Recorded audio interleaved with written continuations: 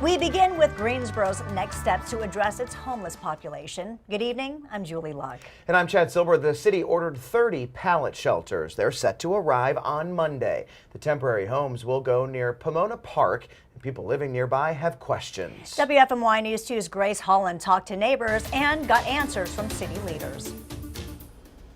We met city workers who were setting up for the shelters, which are expected to arrive on Monday.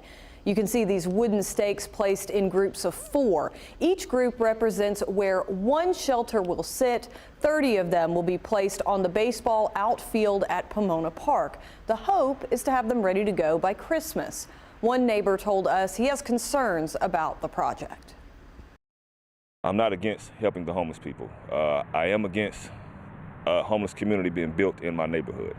I don't think that it's fair to the residents, to myself, or the other residents of this community. Michelle Kennedy leads the housing and neighborhood development for the city. So I asked her how Pomona Park was chosen. She says its proximity to the bus line was one factor, and she says they did consider the number of neighbors. It's bordered on one side by a train track. On the other side, there is an abandoned lot, a house that was burned out actually. So it's not like you're depositing it into a dense residential neighborhood, but you're simultaneously not moving it so far away from services.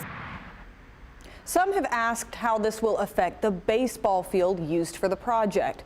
Challenger Baseball, a sports league for children and adults with special needs, uses the field in the spring. Kennedy says the shelters will be off the field in time for their season. One of the things that we're aware of is grass can be damaged, right? We are prepared and completely able to make any repairs necessary into the outfield prior to the start of Challenger Baseball.